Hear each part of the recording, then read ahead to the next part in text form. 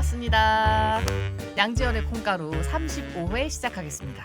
안녕하세요. 오늘 우리가 제목이 혼자서 소송 잘해요인데 혼자서도 방송 시작 전에 네가 했던 얘기가 과연 혼자 맡겨둬도 될까 하는 생각이 혼자서 소송은 안 하는 게 좋은 것 같아요. 저는. 아니, 오늘 오늘 방송이 방송이 주제가 이런데 오늘 결론은 뭐냐면 결론은 변호사를 선임해라 이게 결론이에요. 징그러. 변호사의 중요성으로 바꾸시죠. 그런가? 아니 근데 피치 못하게 이제 혼자서 소송하는 분들 계시거든요. 그러면 이제 그래도 조금 어느 정도 방법이라도 알아야지. 그럼. 그리고 또 뭐 한 200만 원 받아야 될 거 있는데 상대가 안 주잖아요. 방법이 없어요. 소송 말고는. 진 변호사가 얘기를 했지만 사실 이제 약간 법조계에서는 변호사들은 그렇게 생각을 안 해. 아예 관계가 없다고 생각을 하는데 뭐랄까 그 가끔 뉴스에서 다루는 게 소액 사건이라고 하는 게 생각보다 숫자가 되게 많아요. 그러니까 사건의 전체 숫자로 놓고 보면 되게 많은데 거의 몇십 % 되는데 엄청 많죠. 문제는 그 소액 사건이 100만 원, 뭐 200만 원 이런단 말이야. 그러면 진 변호사가 여기 와서는 가끔 이상한 짓을 해서 그렇지 진 변호사 같은 분 못 모시잖아. 안 되지. 안 되지. 생각보다 굉장히 몸값이 비싸다고 들었습니다. 네. 생각은 어떤데? 생각은 얼마야? 생각은 그냥 이제 술 한잔 사드릴게요. 이러면 나오실 것 같지만 사실은 엄청 모시기 힘든 분이라고 들었어요. 아니에요. 저는 일단 연차가 꽤 돼서 연차 부심. 아니 12년 차 변호사거든요. 사법연수원 수료하고 그러니까 웬만하면 이제 진행하는 사건도 많고 해서 좀 이렇게 가격이 이제 너무 그렇게 되면 사건을 맡기가 좀 힘들어요. 예. 약간 잠깐 자부심 느끼실 때 특징이 있거든요. 손을 계속 이렇게. 그래? 제가 약간 이렇게 하실 때가 있어요. 자부심 느끼는 멘트 같은 거 할 때 변호사 부심이나 혹은 이제 근데 인기 부심 이런 거. 진 변호사 같이 꼭 그렇게 진 변호사 같이 훌륭한 변호사가 아니더라도 사실 그냥 정말 최저가로 가도 그것도 안 되는 사건들이 되게 많아. 그렇죠. 진짜요? 아니 100만 원 달라고 해봐. 그럼 어떻게 변호사를 쓰는 그럼 거야? 변호사 선임하는 비용이 보통 얼마예요? 저 사실 그것도 몰라요. 그러니까 사실 뭐 솔직히 말씀드리면 예전부터 이제 얘기를 하면 1990년대 이때는 이제 정보의 비대칭성으로 인해서 여기서도 한번 얘기 드렸을 텐데 차용증 변호사를 찾아가서 저 차용증 하나만 써주십시오 하고 500만 원 받았어요. 말도 안 되는 시절이었죠. 그러면 그때 사실은 그 1990년도인데 80년대도 그랬고 변호사 이제 처음 변호사로 이제 들어가서 받는 월급이 500. 90년대 80년대 90년대가 그랬는데 지금은 월급이 더 작아졌어요. 500보다 그 당시 500이면 그래도 지금보다 훨씬 더 컸을 텐데. 그 당시 500이면 지금 한 1,500 느낌 아니에요? 물가로는 1,500 더 되죠. 그래요? 왜냐하면 내 생각에 그냥 체감으로 한 5,000 정도 될 것 같은데. 5천까지는 안 가고 네. 한 2,000, 2,000 3,000은 될 돼야. 거예요. 그러니까 과거에 변호사가 희귀하던 시절에 그렇지. 변호사 비용이 다 비쌌구나. 그냥 다 헤쳐먹던 시절이죠. 왜냐하면 그때는 사기도 많이 쳤어. 정보가 없으니까 차용증이요? 이렇게 어려운 걸 제가 싸게 해드려서 500 해드리겠습니다. 그러고 그냥 뭐 한 3줄 그러고 500 받는 거예요. 그럼 그 당시에 변호사를 해가지고 돈을 많이 축적한 사람이 지금의 대형 로펌인 거예요? 그건 대형 로펌은 그 전으로 거슬러 가. 더 거슬러 가는데 더 부자겠구나. 더군다나 이제 진 변호사 차용증 얘기했지만 그때 90년대 후반까지는 형사 사건은 구속 수사가 원칙이었어. 아주 작은 사건도 일단 구속시켜 놓고 보는 거야. 구속시켜 이게 괜히 나온 게 아니니까요. 구속 수사가 원칙이었고 그리고 이 네이버 같은 것도 없었잖아 포털도. 그러니까 내 남편이 내 자식이 구속이 됐는데 이유도 몰라. 어떻게 꺼내야 돼? 그리고 변호사 사무실 찾아가잖아. 뭐 찾아볼 데도 없어. 법전 이만한 거 딱 펴놓고 쫙 펼쳐보면서 10년 이하 징역이네요. 이러면 그 다음부터는 뭐 부르는 게 10년 사실 10년 이하 징역이면 다 그렇죠. 대부분. 3개월 나올 수도 있어요. 10년 이하잖아. 1개월도 낼 수 있는데 변호사 말이 곧 법이던 시절이 그치. 있었구나. 그런데 이제 지금은 사실은 이제 변호사 수도 많아지고 그래서 솔직히 100만 원 받고 일하는 사람도 있고요. 뭐 심한 경우 갑자기 사팔뜨기가 됐어. 아주 심한 아니 경우. 나 뭘 설명을 하고 있는데 갑자기 왜 사팔뜨기가 아니 여기 뭐 털이 엄청 큰 게 이렇게 날아가길래 나도 모르게 털을 쫓다가 진짜로 눈을 이렇게 모아갖고 이게 왜 이러지? 아니 이게 왜 이래? 털이 이렇게 무슨 죄송해요. 흐름을 끊었네. 아무튼 뭔 얘기지? 지금은 정말 뭐 아주 낮은 경우 100만 원까지 또 근데 있다. 사실은 100만 원, 200만 원 받고 일하기는 힘든 게 소송이란 게 이거예요. 만약에 내가 받을 돈이 뭐 1,000만 원이다. 그러면 소장을 내고 상대방이 이제 답변을 하잖아요. 그럼 또 내가 또 답변을 해야 되고 그래서 서면 공방도 하고 재판도 나가야 되고 그러니까 이게 길게 걸리는 사건은 뭐 이혼 소송 같은 경우는 2년 반 1심 그 최태원 노소영 같은 와. 사건도 뭐 6, 7년 끌었잖아요. 그러니까 사실은 100만 원을 받고 만약에 한다고 하면 만약 1년이 걸렸다. 그럼 한 달에 10만 원씩 받은 거예요. 10만 원도 안 되죠. 그러니까 사실은 저 같은 경우는 뭐 300만 원 그러니까 착수금이 300만 원짜리 사건은 이제 안 하는 거죠. 왜냐하면 그 정도의 그러니까 그 돈을 받고 사건을 했을 때 이제 손해니까. 그러면 사실 근데 그렇게 생각을 해도 되게 좀 그런 게 100만 원을 받기 위해서 300만 원을 들여 변호사를 선임할 수 없잖아요. 네. 그러면 이제 잘 생각해봤을 때 한 1,000만 원짜리까지도 1,000만 원을 받을 돈이 있다. 변호사 선임하기 힘들어요. 그렇지. 1,000만 원으로도. 왜냐면 2,000 원 받을 돈 있는데 변호사한테 500만 원 줘. 그래서 받아. 500만 원밖에 못 받는 거잖아. 근데 이런 사건도 변호사를 선임하는 경우가 있는데 그 뭐냐면 돈이 진짜 많거나 그 1,000만 원 안 받아도 되는데 얘를 가만둬서는 안 되겠다. 근데 자기가 이제 바쁘니까 변호사 뭐 그런 경우는 있는데 사실 뭐 저는 이제 상담을 왔는데 저한테 이제 주는 어떤 착수금 대비 너무 이렇게 의뢰인이 받는 이익이 크지 않으면 저는 맞지 않아요. 그냥 500원 준다 그래도 안 합니다. 근데 이제 진짜 정말 꼭 해달라 그러면 이제 말씀을 드리죠. 이러했을 때 당신이 뭐 소송을 이기더라도 상대방으로부터 받아내는 변호사 비용이 얼마밖에 안 된다. 이런 얘기를 해주면 이제 그래도 하시는 분도 계시고. 여기서 이제 진 변호사 중요한 얘기를 했는데 소송 비용을 상대방으로부터 받아낼 수가 있거든. 근데 그 말씀을 드리면 내가 드린 변호사 비용까지 다 받을 수 있다고 생각하시는 분들이 있어. 그렇진 않아.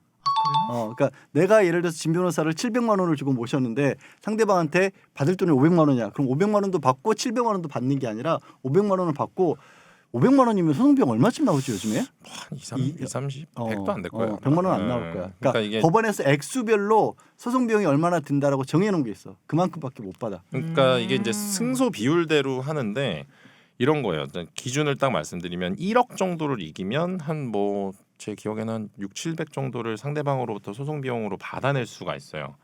근데 만약에 1억을 청구하는데 저를 2천만 원에 선임했다고 치면 그러면은 상대방으로 받아낼 수 있는 돈이 이제 600에서 700 정도밖에 안 되는 거죠. 그러면은 저한테 준 선임료 중에 한 1,300만 원은 본인이 부담하게 되는. 이게 이제 이것도 다 이겼을 경우 1억을 다 받아냈을 경우 계산 안 된다. 근데 뭘 계산 안 잠깐만, 된다. 숫자가 너무 많이 나오기 중요한 시작했어요. 건 나 이거 지금 그 조회수 동시 접촉자 지금 300 봐요. 오늘 뭐 앞에 무슨 아무 살아가는 얘기도 없고 그냥 무슨 소송을 어떻게 되는지 이딴 소리 하고 이게 사실은 원래 내 역할이긴 한데 이거 내가 봤을 때 동시 사람들이 이제 너무 재미없었나 시작이? 그러니까 이거 야 얘네들이 새해부터 이제 다시 예전으로 돌아가고 있구나. 초심을 되찾았다. 초심을 잃지 않았구나. 초심을 되찾았다. 아니 새해니까 한 번 정도 이렇게 진지한 얘기 해줘야 되지 않을까?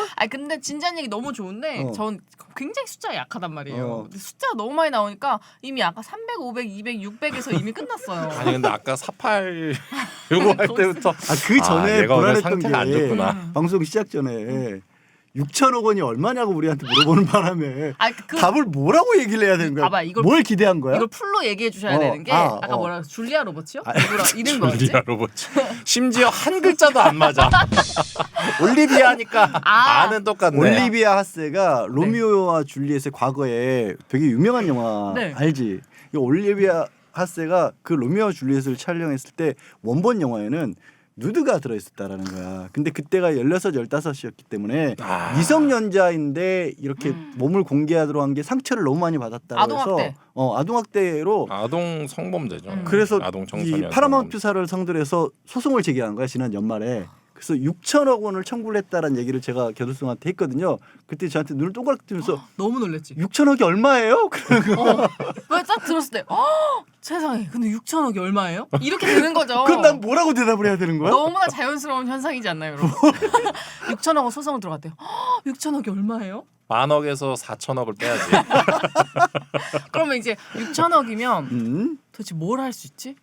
세상에 있는 모든 아니, 일을 다 할 수 있지 않을까요? 6천억이면 뭐냐면요. 그냥 은행에다 딱 넣어놓잖아요. 그러면 나오는 이자만으로 그 살아갈 수 하루에 5천만 원씩 쓰고 살아야 될 거야 아마. 이자가 5천인 거예요? 6천억이면? 그 정도 나올 거야 아마. 네. 그러면 어차피 상관없는 얘기니까 그런- 그거 더 하지 말자. 그런 오늘 생각- 오늘 소송 제목이랑 너무 안 맞는다. 지금 소액 받으셔야 되는 분들에게 어떻게 하면 소액 재판을 할지를 얘기해 드려야 되는데 6천억 6천억 얘기를 하면 어떻게 하냐. 얘기하고 있고 나홀로 소송 결론 변호사 선임하세요. 야, 여태 안 된다고 해놓고. 농담이고. 어. 저는 그 뭔가 소송은 잘 사실 모르겠고요. 음. 소송이랑 비슷하다고 생각하는 것 중에 그 세금 그거 할 때 있잖아. 종합소득세 같은 거 낼 때 그때 맨날 느끼는 게 세무사의 소중함. 갑자기 이 얘기 왜 나왔지? 세무사. 그런 그게- 비슷한 맥락이거든요. 근데 생각해봐. 누구 맘대로 비슷해. 완전 다르지.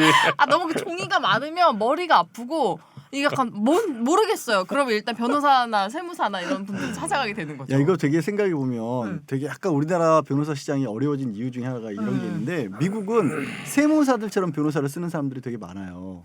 너 세무사 분들한테 그렇죠. 기장료 내지. 기장료가 뭐죠? 한 달에 얼마씩 내지. 아. 꼬박꼬박. 다리 길이 얼마인지. 아직 기장? 아저 한 달에 얼마씩 내는 건 아니고 그 매번 맡겨요. 종소세 신고할 때만. 네, 그때만 딱 개인 맡겨요. 사업자는 보통 그렇게 하죠. 기장료 안 내는구나. 네. 그러니까 사업하시는 분들은 자기 세금 처리를 위해서 한 달에 뭐 5만 원, 10만 원 이렇게 20만 원, 30만 원 이렇게 내거든. 기장료는 양 변호사님처럼 이렇게 좀 약간 부유한 분들이 내는 거 아니에요? 네가 돈 더 잘 벌잖아요 지금. 그지야 그지. 그지야. 그지가 이런 넥타이 매요? 너무 예쁜 거 아니야? 어? 야, 이거 저 뭐야? 톰 브라운 야, 아니야? 이거 아니야 이거 얘기하면 안 돼. 그래요? 이거 뭔데요? 뭐예요? 상표권 위반이야. 아니 가짜예요? 아, 근데 너무 진짜 야. 같다. 아니 너무 나 아까 보자마자 양 변호사님 다 명품이야. 혼자 속으로 생각했는데. 저게 더 비싼 거야 저게. 그래요? 역시 사람이 모델이 중요성. 어? 이거 왜 글로 흘러가? 근데 중요한 건 저 이 넥타이 산지 10년도 넘었어요. 되게 오래전부터 본 것 같아. 저는 보니까. 이게 그거잖아요. 에르메스 콩가루 아니에요? 처음에 매서 뭐 한 바퀴 돌아고 저거. 아 그런데. 이거는 살바도르 페라가모라고. 아 페라가모. 에르메스는 아니에요. 왜냐면 요런 문양은 이제 페라가모고 저는 제 되게 웃긴 게 술 마시는 돈은 별로 안 아까운데 이제 양복 저를 위해 이렇게 뭐 넥타이 이런 거 사는 거 진짜 돈이 너무 아까워서 그래요? 그래서 양복도 단벌 마지막으로 산 게 아니요 한꺼번에 많이 사긴 하는데 마지막으로 산 게 한 5년 된 것 같아요. 그래서 잘 안 사요. 이렇게 돈을 아끼는 분들을 위해 소액 배송하자면 이건 구로 디지털 단지의 그 아울렛에서 15만 원 주고 산 거야. 진짜요? 왜 이렇게 근데 그지야. 되게 부유해 보인다. 되게 명품 같지 않아요? 뭐 브랜드가 없진 않아. 근데 뭔지 모르겠어. 어쨌든 지크네 지크. 지크. 아 좋은 거예요 저거. 그래? 이거 하여튼 그래 아울렛 산 거야. 그래서 어쨌든 어쨌든 소액 배상 소송으로 갑시다 다시. 거길 왜 가?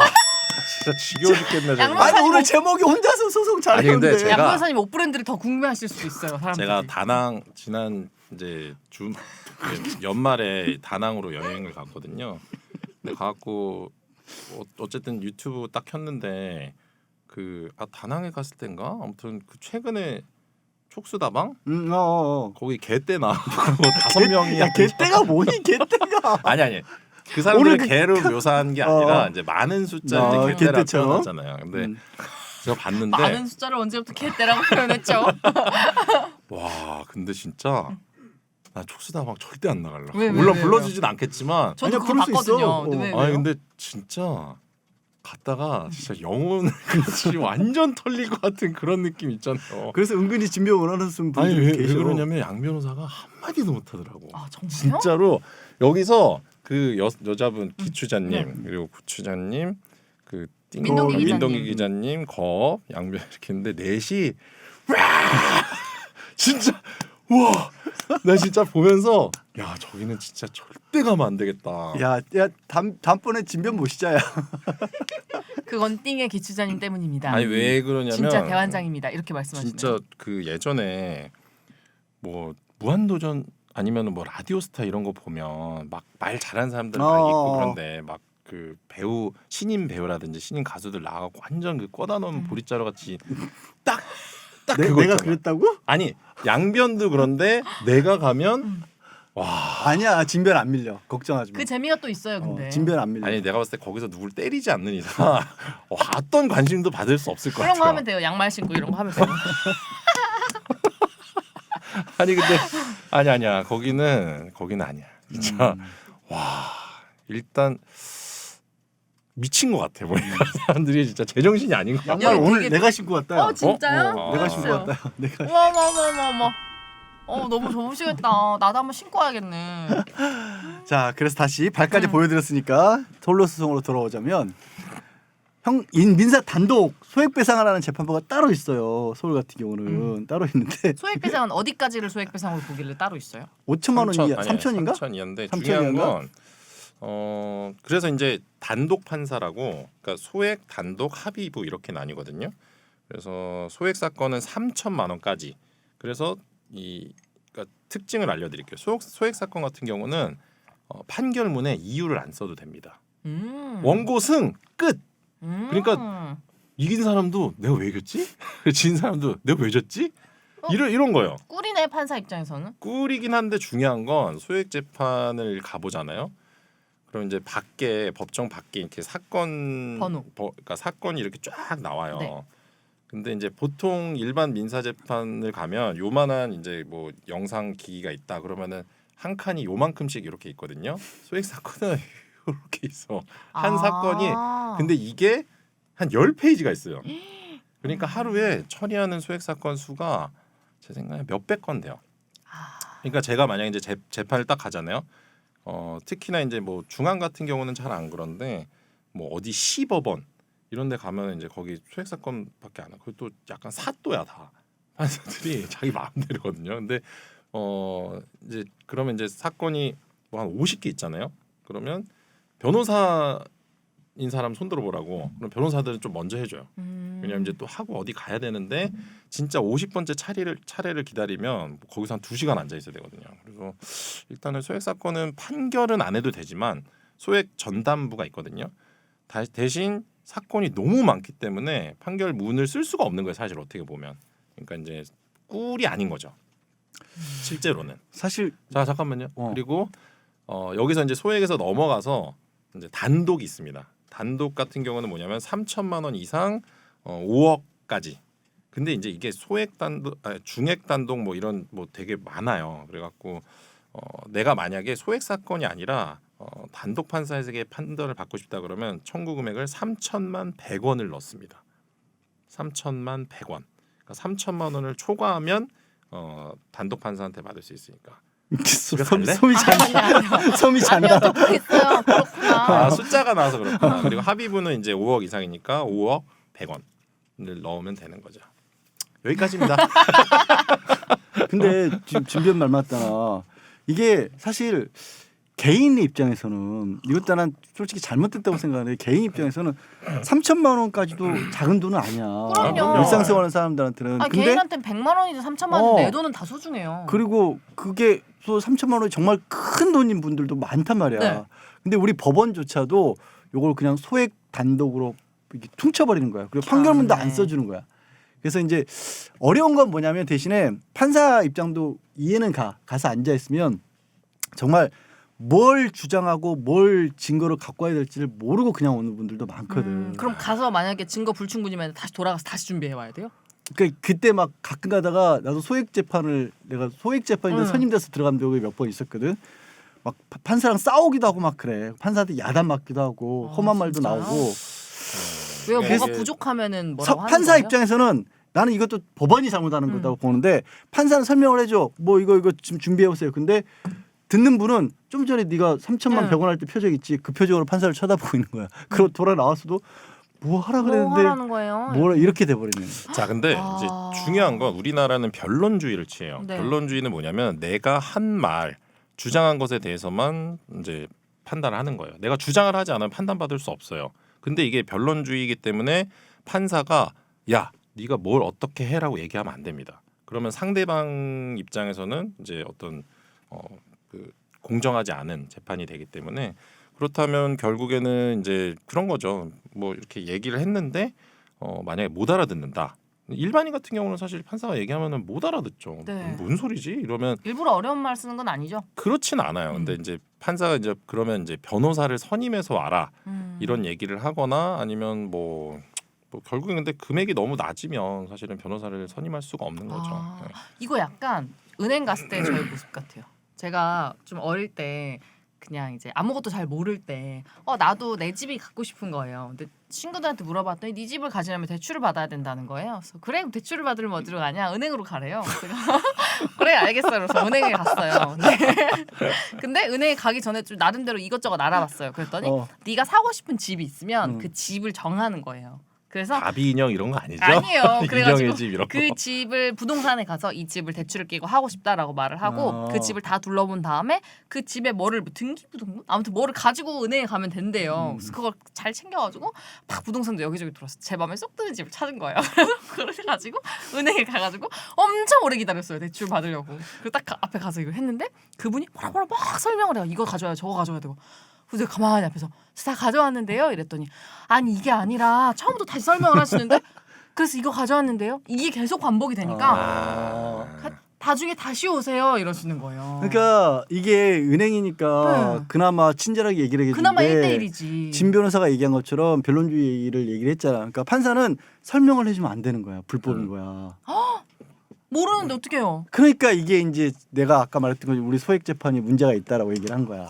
그래서 그래도 하시려면 결국에는 우리 써미가 저 개돌송이 집을 사려고 했던 것처럼 내가 도대체 뭘 요구하는지를 좀 최대한 명확하게 하고 증거 뒷받침할 수 있는 증거 맞아요. 그거 증거. 주장하고 증거 이거라도 그것조차도 사실은 잘 모르세요. 모르고 가세요. 제가 그 증거를 안 가져갔어요. 그 증거가 은행에서 그 증거가 뭐였냐면 네가 번 소득 증명서를 가져와야 된대요. 갑자기 그냥 가서 대출해달라 그랬구나. 그것도 안 가져갔어? 좀 프리랜서니까 그래서 그럼 소득 증명서가 뭐냐 그랬더니 은행에 이제 주기적으로 들어온 돈을 이게 넣어주면 이제 된대요. 뭐냐면 진상.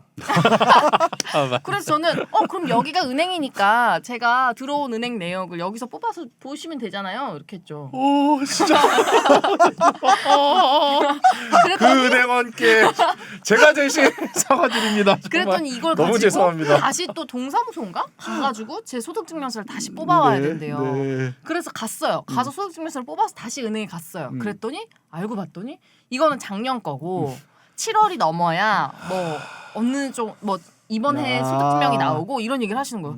그러면 처음부터 그렇게 말씀을 해주셨으면 제가 대출이 안 되는 줄 알고 그냥 갔을 거 아니에요. 거기 은행을 3번이나 간 거예요. 그 진상으로. 진짜 이거는. 근데 제가 너무 죄송하지만 제가 그때 20대였어요. 20대 어린 마음에 부모님의 도움 없이 집을 한번 가져보고 싶어서 그랬던 일이 있었습니다. 그런데 그때 저는 아무도 도와줄 사람이 없었어요. 내가 대출하는데 변호사가 있진 않잖아요. 저런 변호사들도 잘 몰라. 네, 근데 이렇게 법원에 갈 때는 어쨌든 변호사한테 SOS 치면 도와주는 사람이 있다는 거잖아요. 그 변호사들은 사실은 지난번에도 비슷한 얘기했는데 민원실 가면 당직근무하는 분들이 있어요.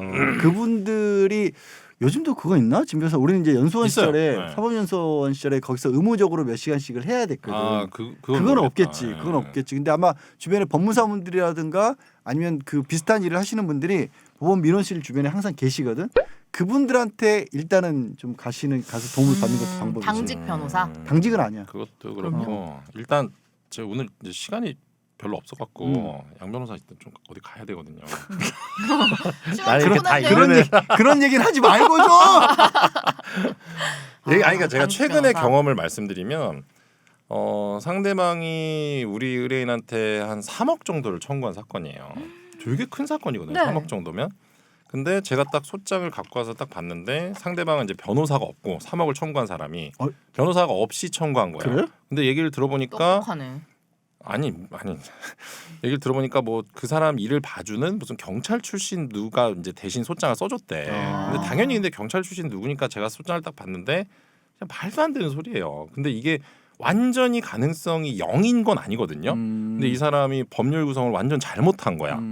그래갖고 제가 진짜 서면으로 딱 한 몇 줄 안 썼어요. 이거는 이렇고 이거는 뭐가 입증이 없으니까 이거는 안 됩니다.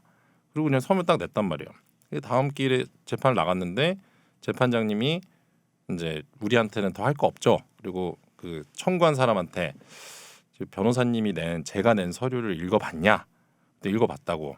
그럼 거기에 대해서 뭔가 더 주장하거나 할 말이 없냐? 항변할 게 있냐? 없냐? 그랬더니 없다. 근데 이 판사가 한 이 말이 뭐냐면 지금 너 이대로면은 못 이겨요.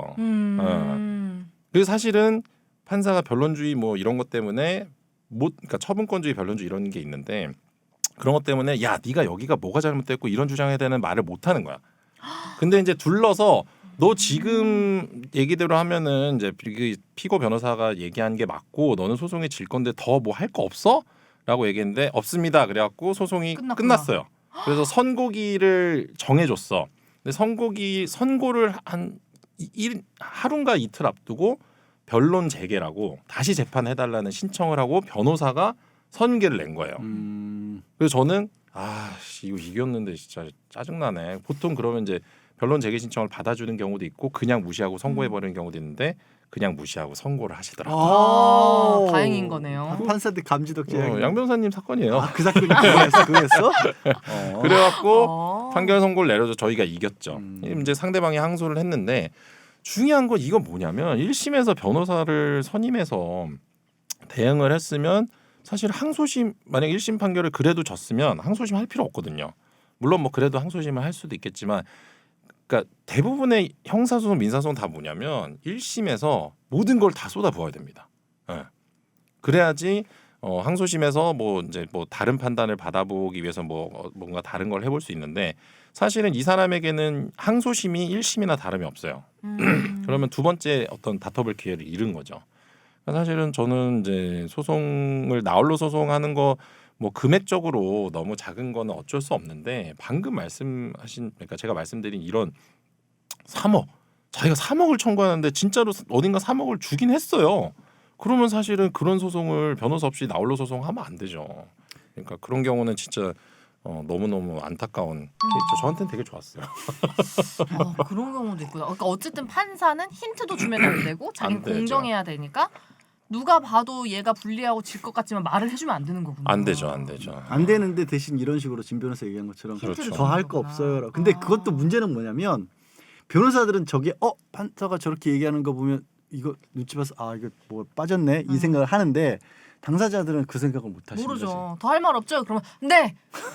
전 할 만큼 했습니다. 이렇게 되는 거거든요. 근데 변호사들 중에도 못 알아듣는 변호사들 많아요. 그렇게 되면 그래서 사실 변호사를 진짜 잘 선임해야 되는 것도 그런 이유에서 어쨌든 뭐 본인이 주장하지 못한 사실을 뭐 판사가 이렇게 뭐 약간 힌트를 준다. 근데 그거를 못 알아들어 버리면 이제 큰일 나는 거고. 큰일 나죠.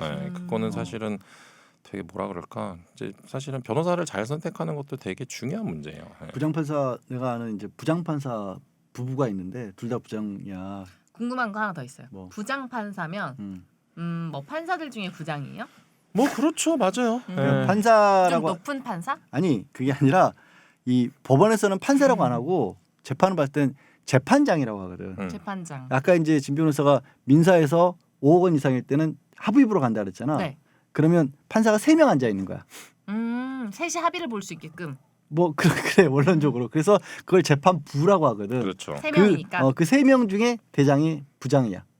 셋 중에 가운데 앉은 애가 부장 판사고 애는 아니고. 양쪽에 앉은 사람이 그러니까 그냥 이제 판사? 배석. 배석? 근데 뭐 여러 가지 경우가 있는데 부장인데 혼자 재판하는 경우도 있어요. 그거는 이제 단독 부장이라고 하는데 뭐냐면 보통 이제 법조 경력이 뭐 한 13, 14년 정도 쌓이면 이제 부장 판사로 승진을 하거든요. 네. 근데 예전에는 판사 수가 그렇게 많지 않아서 부장으로 승진이 되면 이제 합의부에 가서 이제 말씀하신 대로 그 가운데 앉아서 좌배석과 우배석을 이제 네. 거느리고 재판을 하는 거예요. 근데 이제는 너무 많아갖고 부장 판사가 그냥 뭐 단독 사건의 단독 부장으로 들어가기도 하고 사실은 뭐 부장 판사 3명이서 판결을 하는 경우도 있어요. 뭐 그러면 항소심 같은 데선 소년 심판에 나온 김혜수는 부장 판사예요? 아니었던 것 아니었어. 같아요. 제 기억에는. 가운데 앉던데? 소년 혼자잖아요. 혼자. 단독이었을 걸? 단독. 근데 내가 하려던 얘기는 아니 잠깐만 그러면 이제 단독 판사라고 옆에 사이드에 앉아서 잘하는 건 아니에요. 아니, 모든 판사가 가운데 앉아서 해요. 그 양쪽에 뭐 예를 들면 뭐 양배석 뭐 무슨 뭐 진배석 막 이런 식으로 우배석 좌배석이라고 네. 하는데 아 우배석 좌배석이 왼쪽 오른쪽인 거구나. 네 맞아요. 근데 중요한 건 저는 또 우씨인 줄 알고. 그럼 뭐야 좌지열이야? 발음 왜 이래? 아 그 나는 그 양배석 진배석 이랬잖아요. 그 자 말이 근데 아니구나. 봐봐요. 좌배석이라는 게 좌배석 우배석이라는 게 판사를 기준으로 해요. 아 그럼 좌배석 우배석. 네. 그러면은 양변이 좌배석이고 제가 우배석. 근데 보통 이것도 다른 게 우배석이 더 맞죠? 우배석이 더 경력이 좀 있는 판사고 좌배석이 네. 아 그것도 나름의 그게 있어요? 뭐. 그래서 실제로는 이제 방에 가면 판사방에 가면 부장은 방이 이렇게 들어가면 두 칸이 이 사무실 나눠져 있는데 네. 부장은 한 방을 혼자 쓰고 네. 좌배석 우배석은 같은 방을 쓰면서 이제 우배석이 좌배석을 가르치는 거야. 생각났어요. 소년 심판에서 이렇게 판사실 그 안에 방에 들어가면 깊은 방에는 이성민이 있고 그 바깥 방에는 김혜수가 있고 그 바깥에 또 이제 찌끄레기가 하나 있어요. 그게 바로 배석인 거야. 잠깐만요. 거기는 달라, 찌끄레기라고 표현하시면 안 되고 실무관도 있어요. 그래서 그러니까 실무관은 또 나름 칸막이를 해놨던데 이렇게. 맞아요. 전화 받는 수사관 칸막이인데. 같은 느낌으로. 아 찌끄레기가 뭐야? 공무원인데. 나름대로 그 사람들 안에 서열이 있잖아요. 그렇지 서열이 있지. 어우 재밌네. 나는 우배석이 더 세다는 것도 신기해요. 뭔가 오른손을 많이 쓰니까 우배석이 센 건가? 아니 뭔가 이유가 있을 거 아니에요. 오른쪽에 있는 사람 우대하는 이유. 아니 그게 아니라 그냥 전통 그냥 우배석이 그 연차가 더 높은 사람이 우배석을 맡고 연차가 더 어린 사람이 좌배석을 맡는 거니까 뭐 그런 건데 뭐 힘이 세고 작고 이런 게 아니에요. 근데 이제 이게 재판부에 따라서 사건 진행할 때는 사건이 뭐 100개다 그러면 주로 뭐 이쪽 사람이 주로 기록을 맡아서 보는 사람을 맡기기도 하고 저쪽이 맡기고 나눠서 하기도 하고 한 사람이 쭉 정리를 서기. 판사라니까. 그러니까 이제 좌배석이든 우배석이든 이제 주심 판사가 있거든요. 자기가 그 주심인 주심, 사건은 보통 그 재판 그러니까 판사가 판결문도 쓰고 이제 합의부니까 재판장과 이제 주심이 합의를 하는 거예요. 이 사건에 대해서 어떤 결론을 내릴 것인지에 대해서. 근데 이제 예전 같은 경우는 그냥 재판장 마음이었대요. 그러니까 내가 이제 우배석인데 내가 주심이야. 사건 막 엄청 면밀히 검토하고 봤더니 이거는 원고가 이겨야 될 사건인데 재판장이 피고인데? 그러면 피고로 이제 바뀌는 거죠. 네. 무슨 말인지 알았어. 근데 이제 그거는 진짜 옛날 얘기고 요즘에는 그렇게 막 재판장이 그냥 하라는 대로 하지는 않는다고 하는데 근데 사실 지금 오늘 방송 보고 판사 이제 분들이 뭔 소리야 이럴 수 있는데 볼 일 없어. 판사분들 설마 이거 보실까요? 근데 이제 마세요. 저도 이제 들은 얘기들 있잖아요. 네. 근데 또 다시 돌아가자면 네. 우리는 소행만 개인이 하는 게 아니라 일반 사건도 개인이 할 수가 있어. 그럼요. 아까 상업정보도 개인이 했다고 하고 또 이혼 사건도 중요한 거는 변호사를 꼭 선임해야 되는 건 아니고 네. 재판도 본인이 직접 할 수는 있어. 그 과정을 잘 알면. 근데 이제 본인이 그쵸? 어떻게 재판을 해본 적이 없으니까 아예 엄두를 못 내시는 경우들이 그냥 많은 거지. 당사자 개인은 1심, 2심, 3심 다 할 수 있어요. 우리는 당사자 강제가 아니야. 본인이니까. 그러니까 나 스스로를 변호할 수 있다는 거죠. 그러니까 그렇지. 민사 같은 경우는 당연히 할 수 있고 형사 같은 경우는 필수적 뭐 변호사 선임해야 되는 그런 사건이 있어서 그거 아닌데 민사 같은 경우는 본인이 다 할 수 있고 근데 이제 대법원까지 본인이 하는 경우는 사실 없지. 잘 없고 제가 사실. 하나만 설명드리면 네. 민사 사건은 이거예요. 그러니까 모든 사건은 사실관계라는 게 있어요. 내가 뭐 겨들송한테 돈을 빌려줬고 뭐 돈을 이제 이체를 한 거지. 그러면 이제 둘 사이에 이제 분쟁이 붙었어. 나는 돈을 이체하고 빌려준 건데 겨들송은 나한테 줬대. 그냥 준 거다. 그냥 준 거다. 내가 자, 불쌍해서 나한테 그냥 줬어요. 자 이런 사건이 있는데 이런 사건에서 일단 사실관계를 확정을 해야 되는 거예요. 그럼 사실관계는 뭐냐면 내가 돈을 준 적이 있다. 이게 사실관계잖아요. 네. 근데 겨들송은 처음부터 나 돈 받은 적이 없는데 라고 얘기를 해버리면 이제 증거 싸움이 되는 거예요. 내가 돈을 줬다는 사실을 입증할 수 있는 증거를 들이밀어야 되니까 뭐 계좌 내역이라든지 입금 내역이라던가 그렇죠. 차용증이라든지 뭐 이런 거를 돈 가방이라던가 그렇죠. 그런 거 돈가방을 내는 안 되고 막 얼굴을 보고 있으면 내가 뭘 설명을 하면서도 이제 자괴감에 빠지. 단독 판사의 입장이 되는 심경이 되는 것 같이. 원래 부장판사한테 이렇게 우배석이 설명 잘 해줘야 되는 거잖아요. 그 판사들은 저렇게 설명했다 큰일 나 혼나. 지금 기분의 느낌상 제가 지금 부장판사 같은 느낌이 아주 좋아요. 아무튼 부장판사. 그렇게 해서 이제 사실관계를 일단 확정을 하는 거예요. 그러니까 증거로는 사실관계를 확정하는 겁니다. 그래서 판사가 이제 그러니까 뭐 만약에 본인 소송을 할 때 제일 처음에 사실관계부터 확정을 하고 그러면 돈을 줬다는 사실이 입증이 되면 그 다음부터는 이게 대연지. 나를 아예 안 봐. 여기만 보고 설명해. 나도 요거를 여기 보고 말씀드려. 여기 대연지. 카메라 보고. 대연지 아니면 증연지 이런 것도 사실은 뭐 이것도 사실관계의 일종이죠. 근데 이거는 또 법리가 들어가는 거니까 그래서 사실관계 먼저 확정하고 그 다음에 이제 법리 싸움이 되는 거예요. 네. 사실 이제 혼자 하는 것 자체는 말씀드렸던 것처럼 굉장히 어려워요. 하지만 혼자 하든 변호사를 선임하든 제일 중요한 건 결국에는 증거가 될 때가 대부분이에요. 네. 그냥 뭘 하시든지 간에 증거가 될 만한 것들을 항상 남겨놓고 일을 하는 게 중요해요. 근데 또 증거랍시고 막 열심히 막 녹음하고 녹화하고 막 했는데 그거는 증거로 채택이 안 됩니다 이럴 수도 있잖아요. 그러니까 녹음 녹화보다도 내가 말하는 건 예를 들어서 지금 돈 줬다고 했잖아. 돈 줬을 때 돈가방에 주지 말고 반드시 계좌 이체하고 그렇죠. 그리고 꼭 제가 어디 갔으면 얘기하면 이런 거 그냥 일반 교양 같은 거 가면 돈 빌려줬으면 차용증 받을 일 없잖아. 솔직히 뭐 친구들끼리 빌려주고 그러면 문자라도 하나 보내서 답장이라도 받아라. 아 그거라도. 그거라도 받아라. 그럼요. 야, 너 저기 뭐 아까 또 내 100만 원 준 거 언제 갚는다 그랬지? 그럼 금요일 날 뭐 다음 주에 금요일 날 갚을게. 그러면 그거라도 있는 게 훨씬 낫다. 근데 너무 억울한 게 그렇게 생각했을 때 우리가 상식적으로는 그게 증거가 될 거라고 생각하잖아요. 근데 좀 비상식적으로 그거 합성한 거다. 뚱뚱 땡땡땡 보냄 이렇게 써 있어도 그거 아니다 이렇게 해버리면 끝나는 거 아니에요? 근데 자 그것도 뭐냐면 결국에는 내가 그 되게 카톡을 당황했거든요. 제가 그 카톡을 내고 네. 상대방이 이거 합성된 거다라고 하면 상대방이 합성됐다는 사실을 입증을 해야 돼요. 위조라는 사실이니까. 위조라는 사실 입증을 해야 된다는 거죠. 그 사람들도 입증했어요? 뭘? 그거 땡땡땡 보냄 그거 합성이다 막 그랬잖아요. 어디? 뭐 무슨 사건 말하는 얘기해도 거? 돼요? 손준성 보냄. 아, 이거 너무 정치 얘긴데 저 그때 되게 진짜 궁금했거든요. 어. 저거를 그냥 합성이라고 해버리면 끝나나? 4분 진짜 남았어, 궁금했어요. 4분. 합성. 그건 합성이라고 한 게 아니라 손송 보내면 합성이라고 얘기한 게 아니라 중간에 다른 사람이 개입했을 수도 있다고 한 거지. 아 자기가 보낸 건 맞는데 손준성에서 그 누구냐 김웅에게 간 건 맞는데 네.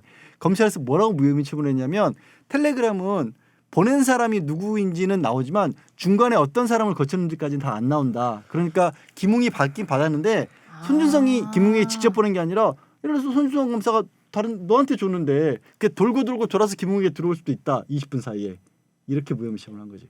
그래서 그렇구나. 사실은 이제 말도 안 되더라고 공수처에서는 얘기하고 있는 거예요. 왜 갑자기 형사재판으로 넘어가는 죄송해요. 근데 만약에 이제 그런 거를 대비해서 그 카톡을 보낸 날 내가 100만 원을 인출한 내역 이런 거 같이 내는 거죠. 네. 그리고 만약에 그럼에도 안 된다. 그러면 이제 만약에 이제 뭐 경찰 조사라든지 아니면 민사 소송에서 상대방 계좌를 그날치를 보는 거야.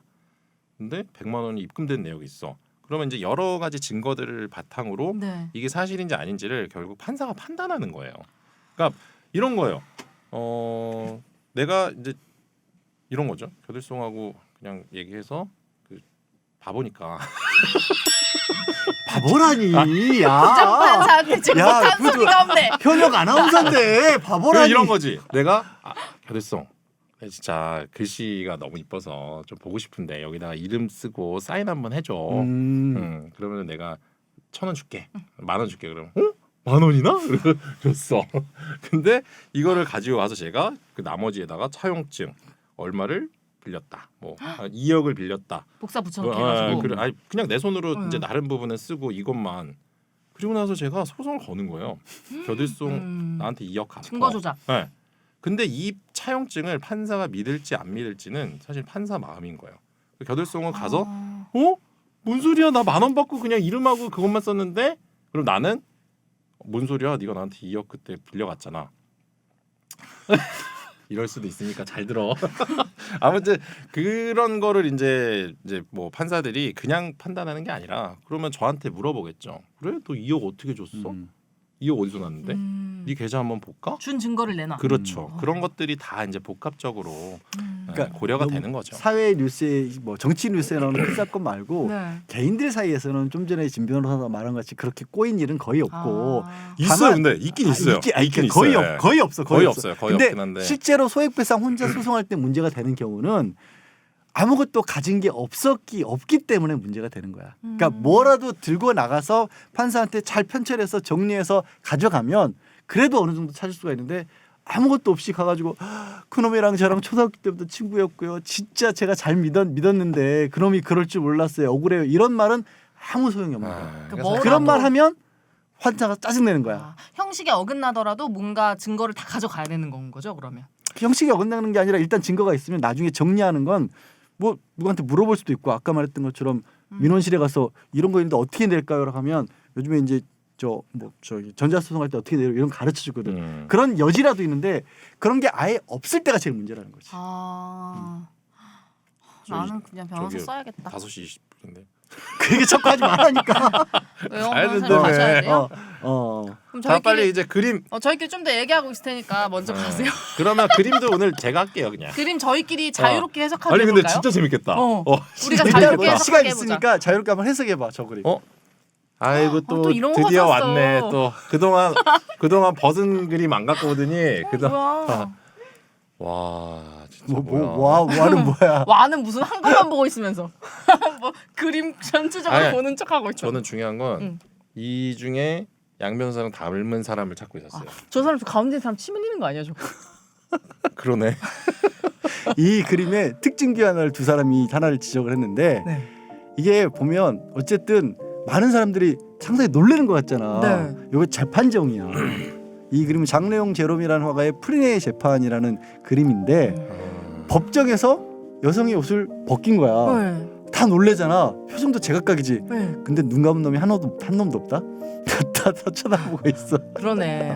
다 쳐다보고. 눈은 오히려 벗은 여자분만 사람이 가렸어요.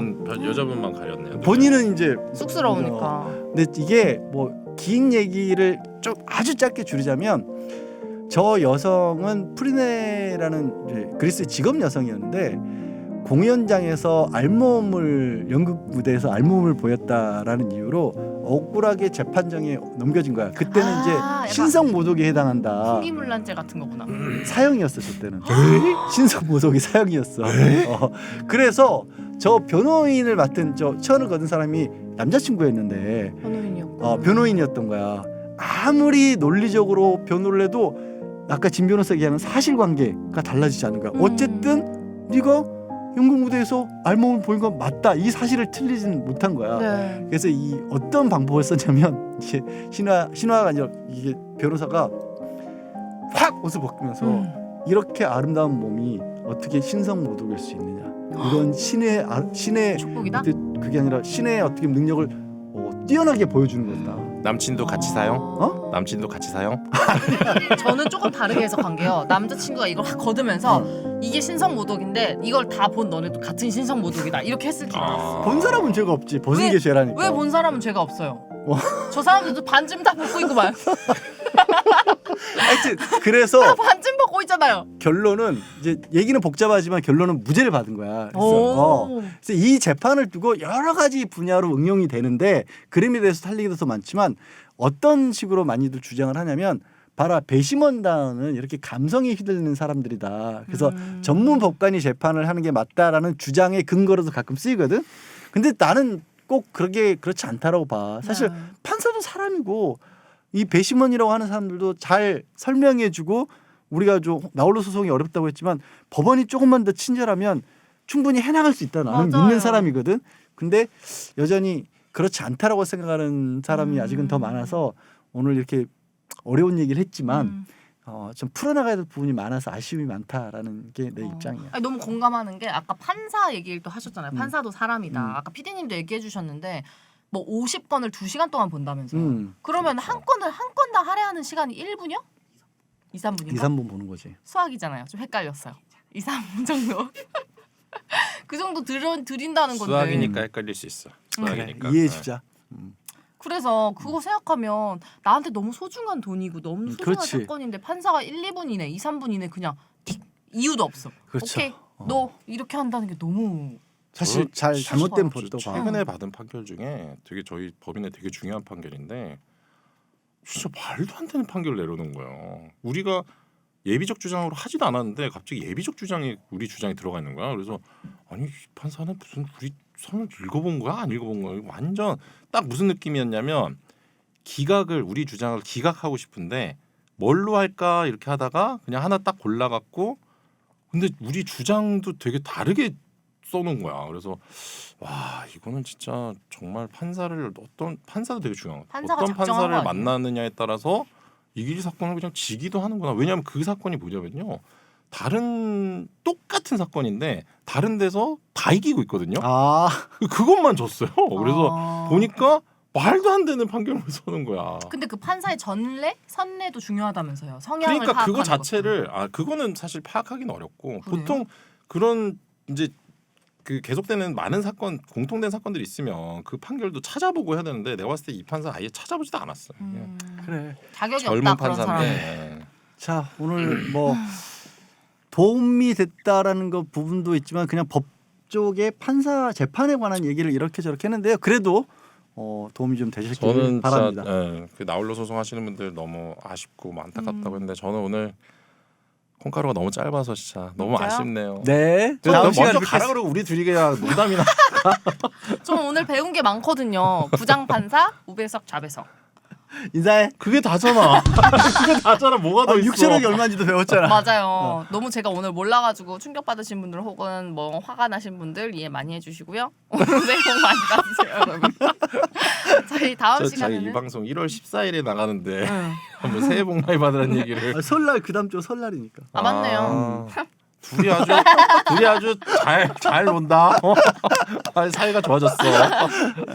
그러면 그 다음 주에는 한복 입고 해야 되나?